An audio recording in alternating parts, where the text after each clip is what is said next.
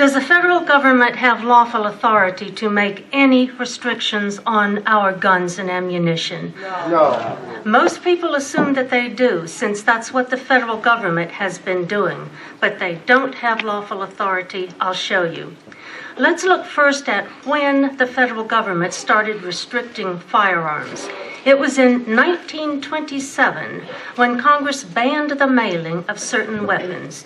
We went from 1776 to 1927, 150 years after our founding, when Congress decided we better start disarming the American people. Remember, the progressives had taken over the federal government by this time.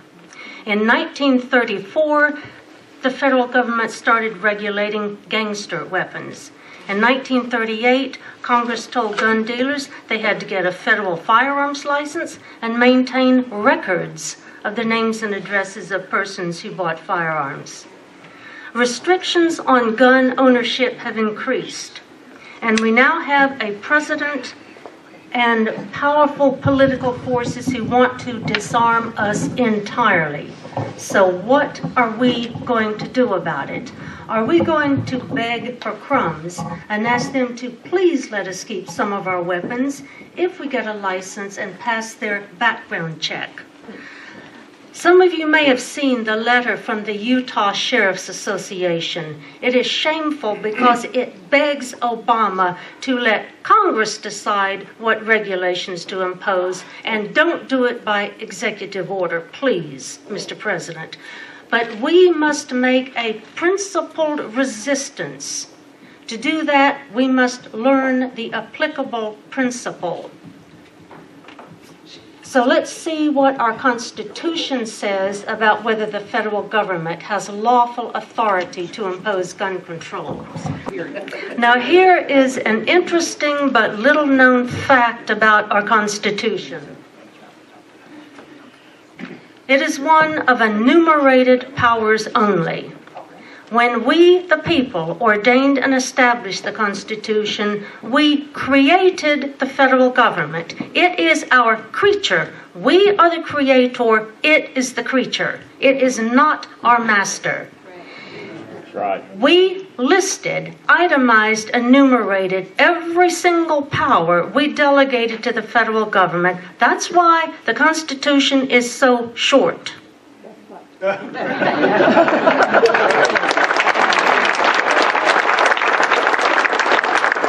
Depending upon how you count, we delegated only 21 powers to the federal government. The powers we delegated to Congress over the country at large are listed primarily at Article 1, Section 8, Clauses 1 through 16. So where in the Constitution did we, the people, delegate to our creature authority to restrict? Nowhere. We never gave the federal government that authority. It becomes so simple, easy, and clear when you just look to the Constitution. So, all laws made by Congress, all rules of the Bureau of Alcohol, Firearms, and Tobacco, any and all executive orders which purport to restrict firearms, and any and all Supreme Court opinions which purport to restrict firearms are all unconstitutional as outside the scope of the powers we delegated to our creature in this Constitution. Now let's talk about the right of self-defense.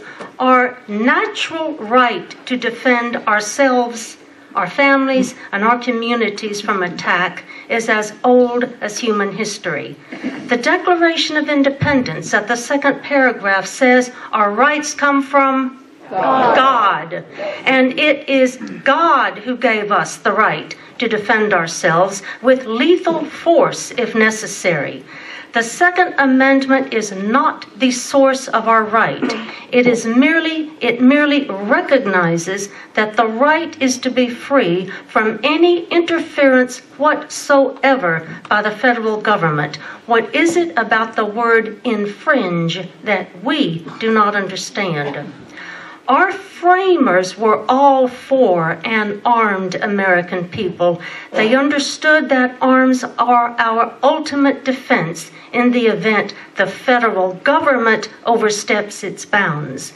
James Madison, father of our Constitution, writes in the second half of Federalist Paper number 46 that the reason the citizens, that's the militia, are armed is to defend ourselves, our families, communities, and states in the event the federal government ignores the constitutional limits on its delegated powers and turns into a tyranny.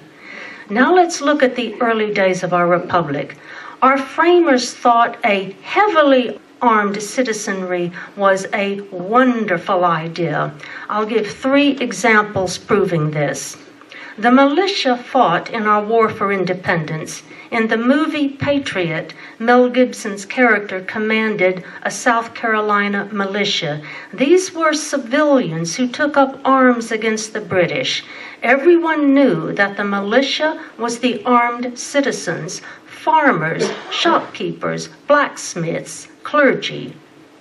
The militia still is the citizens. 2.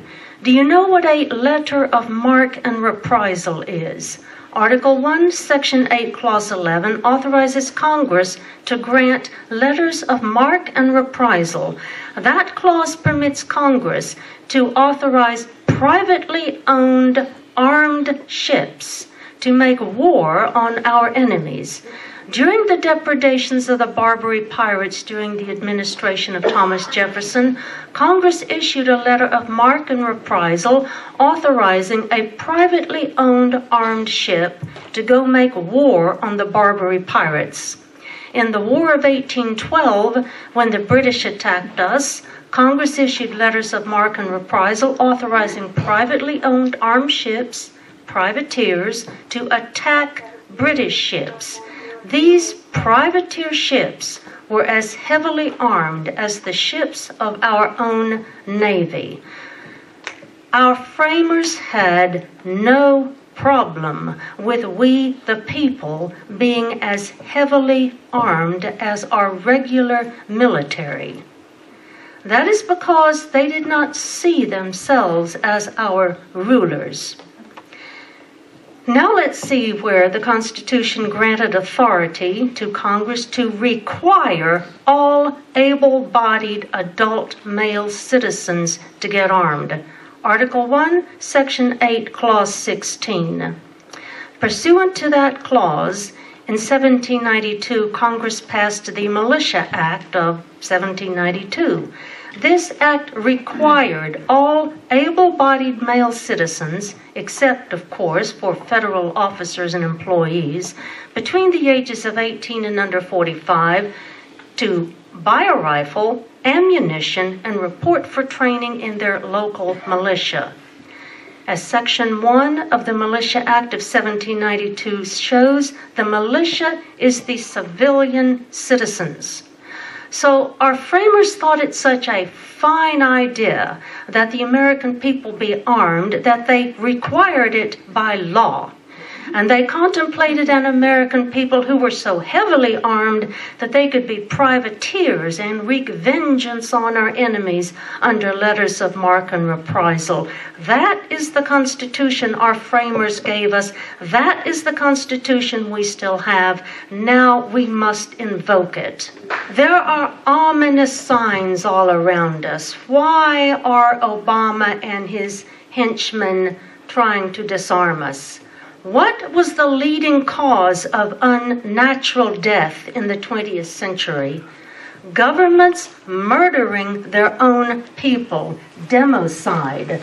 Soviet Russia, Nazi Germany, Communist China, Cuba, Cambodia, North Korea, all over the world, communist and fascist and Islamic dictatorships murder their own peoples by the tens of millions. And do not think that that isn't coming this way. Obama's buddy, Bill Ayers, sat around with his Weather Underground cohorts planning how to kill 25 million Americans, and I'm sure the number is much higher now. But before they round us up and take us away to the extermination camps, they must disarm us. That is what is going on.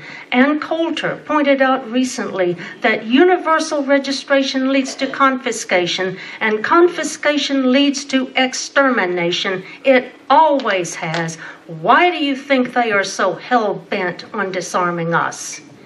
If the federal government has slingshots, all we need is slingshots. If the federal government has muskets, all we need is muskets. But if the federal government has fully automatic weapons and hollow points, and all we have is muskets, we will be murdered by the tens of millions. To those who believe that the federal government should have a monopoly on force, read the second half of Federalist Paper number 46, written by James Madison, father of our Constitution. The purpose of armed citizens is to fight the federal government if the need arises. So let us have no more talk of reasonable restrictions and background checks imposed by the federal government. When you fight the dragon, are you going to cut off its head, or are you going to beg permission to trim its claws? When you are drawing the line in the sand, where are you going to draw it? Are you going to agree to some infringements by the federal government? Or will you draw the line at the Constitution, which says the federal government may not impose any restrictions? We should be nullifying, ignoring all federal laws and rules restricting guns and ammunition. Ignore them. We must cut the head off the dragon and draw the line at the Constitution. Now, this is a charming essay, The Coming Day of Burned Barrels and Blessings. It was posted on survivalblog.com by James Wesley Rawls. Now, he is a manly man. He proposes we set aside a day where all the gun dealers bring their records of firearm sales, their federal firearms licenses, their ATF rule books, and all other such unconstitutional stuff to their local town square where burn barrels will be set up, and they will burn it all. Rawls plans to wear a Guy Fawkes mask. The movie V for Vendetta tells you all about Guy Fawkes, and suggests that everyone else wear a mask also. On the same day, the dealers will wipe their computers clean of all such records, claiming, if asked, that they were forced to do so by masked men carrying guns. And remember, the federal government has no lawful authority to make any restrictions or infringements throughout the country on our right to keep and bear arms. Now I have a few words for all state and county officers about their oaths of office. Article 6, Clause 3 of the Federal Constitution and Article 1, Section 4 of the Tennessee Constitution require every official in this state to support the federal Constitution. When you acquiesce in unconstitutional acts of the federal government, you are not supporting the Constitution. You are conniving with tyrants against your own people. And if you connive with tyrants against your own people so that you can keep your federal funding, then shame on you for becoming so corrupt that you allow yourself to be bribed with money that your grandchildren will have to pay back. And if you connive with tyrants against your own people because you are too cowardly to stand up to them, then you need to resign your office and let a manly man or a womanly woman do the job you are too chicken to do. Our Declaration of Independence recites and this makes me weep, how our forefathers opposed with manly firmness King George's invasions on the rights of the people. But yesterday at the hearing on Senator May Beaver's bill, 3 members of the Senate Judiciary Committee showed that they lack the manly firmness to oppose federal invasions on our God-given rights to self-defense. Yes. Who are they?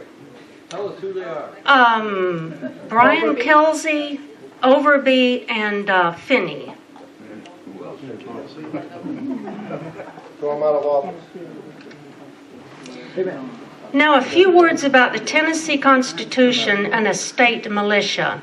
When, in 1870, the present Constitution for the state of Tennessee was ratified, the people of Tennessee contemplated an armed citizenry. Article 8 of the Tennessee Constitution authorizes a state militia. Our state legislature may lawfully do the same thing for our state that Article 1, Section 8, Clause 16 authorizes Congress to do for the country at large. We can form a state militia, require all able-bodied male citizens to join. We may exempt males who are members of pacifist churches, and we may provide that any other able-bodied male citizen who doesn't want to show up for musters and training must pay a fine. Article 1, Section 28 of the Tennessee Constitution says that no citizen of this state shall be compelled to bear arms, provided he will pay an equivalent to be ascertained by law. This shows that the people of Tennessee once understood the importance of having all able-bodied male citizens, except for federal officers and employees. You don't want them in your militia, armed. Anyone who was not willing to take up arms in defense of this state could be fined. Yet Senators Kelsey, Overby, and Finney on the Senate Judiciary Committee aren't willing to lift a finger to prevent the federal government from disarming us entirely. What we need is some of that manly firmness Thomas Jefferson wrote about in the Declaration of Independence.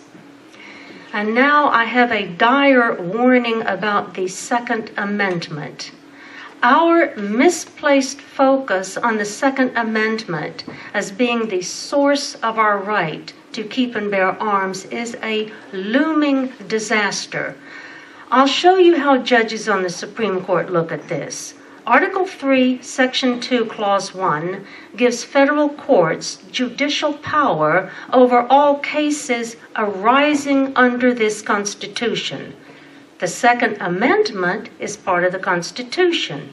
Therefore, federal judges have judicial power over the Second Amendment. That means, in their minds, that they have the power to determine what the Second Amendment means, that they have the power to determine the scope and extent of the right. That's what they believe. In D.C. v. Heller, which was decided in 2008 by the Supreme Court, 5 judges on the Supreme Court said the Second Amendment gives us an individual right to keep and bear arms unconnected with service in the militia. But 4 judges said it didn't give us that right. Now here's the warning. If Scalia, Thomas, Alito, or Kennedy die, and Obama appoints the replacement, you will have 5 judges on that court saying the Second Amendment does not give individuals the right to keep and bear arms. That is why we must stop babbling about our Second Amendment rights, because we are one Supreme Court justice away from having our precious Second Amendment right taken away from us forever. The letter from the Utah Sheriff's Association regurgitates the ignorant babble about how the Second Amendment is what gives us the right to bear arms. Well, just wait until Obama or Hillary replaces one of our 4 remaining judges on that court. So we better start pointing to the Declaration of Independence, 2nd paragraph, and insist that our right to keep and bear arms to self-defense comes from Almighty God and is unalienable, and no black-robed human can touch it. And now a few words about the very high status of the county sheriff. Your office is provided for in the Tennessee Constitution. You are elected by the citizens of your county. You take an oath to support the federal Constitution and the Tennessee Constitution. You are the highest law enforcement official in your county. I haven't read Sheriff Mack's book, The County Sheriff, America's Last Hope, but I have watched with delight, as I think you will too, a series of 5 short videos where Sheriff Mack explains the powers and duties of the county sheriff. You can find the videos if you Google Sheriff Mack, the power of the county sheriff. The federal government has no lawful authority to restrict our arms. We didn't delegate that power to the federal government in the federal Constitution. The Tennessee Constitution contemplates an armed citizenry, the state militia with its mandatory membership. Since the sheriffs swore to support our federal and state constitutions, then you must not permit federal authorities to come into your county and disarm your people.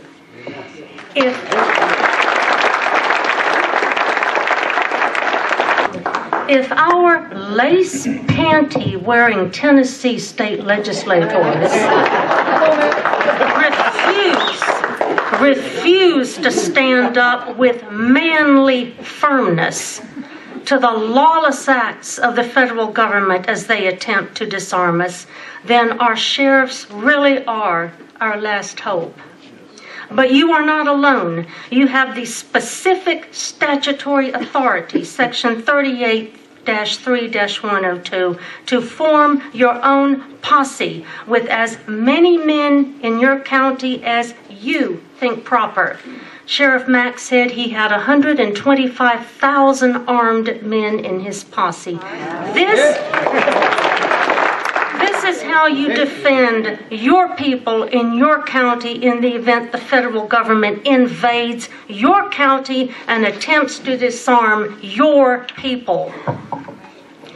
In closing, a warning about the despicable business of federalizing the county sheriffs and the Tennessee State Highway Patrol.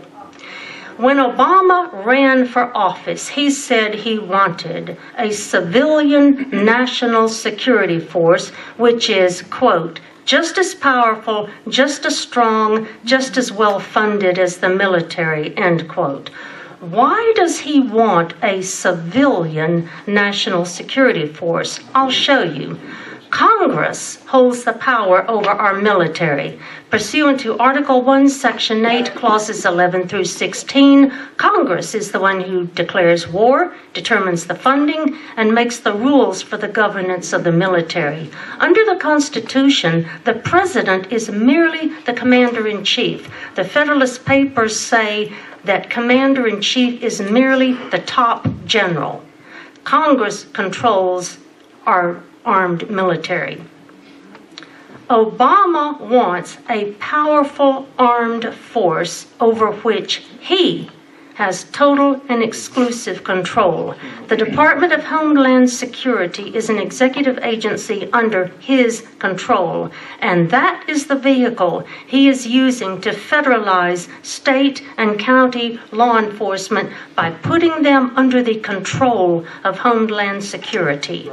Now, in 2004, the Tennessee State Legislature passed Section 38-3-114, which effectively puts the county sheriffs, under the control of the Department of Homeland Security. I don't know if they're enforcing it now, but it is in place for them to enforce when the time is ripe for them. This is the department which published the memo saying that veterans, Bible-reading Christians, people who talk about the Constitution, people who oppose abortion, and people who support gun rights are dangerous to the federal government. Better believe it. We need to get Section 38.3.114 and the parallel provision for the State Highway Patrol repealed this session. And if our panty-waist legislators don't repeal it, then just ignore the damn thing. Don't take any money from the federal government. You don't need federal money to arm your posse. The members of your posse, as manly men, should arm themselves. Thank you.